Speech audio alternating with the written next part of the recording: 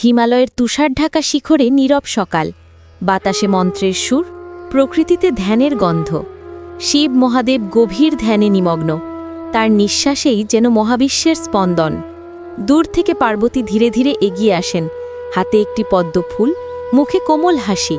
তিনি মৃদু কণ্ঠে বলেন, প্রভু, আপনি সবসময় ধ্যানে বসে থাকেন, আমি মাঝে মাঝে ভাবি আমার ভালোবাসা কি আপনাকে স্পর্শ করতে পারে না। শিব ধীরে চোখ খুললেন, ঠোঁটে শান্ত এক হাসি ফুটে উঠল।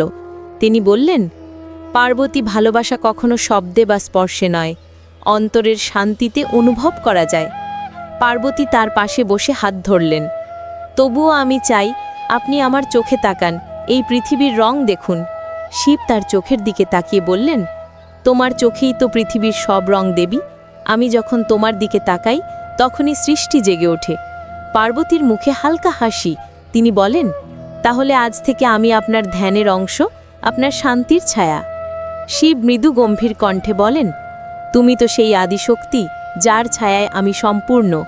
আমরা আলাদা নই পার্বতী, আমি আর তুমি এক। বাতাসে ফুলের গন্ধ ছড়িয়ে পড়ে, চারপাশে আলো ঝলমল করে ওঠে। তাদের নিঃশব্দ ভালোবাসায় যেন প্রকৃতি থমকে যায়। পার্বতী হাসি মুখে বলেন, আমি চাই মানুষ জানুক, ভালোবাসা মানে কেবল অলংকার নয়, মন থেকে মনকে ছোঁয়া।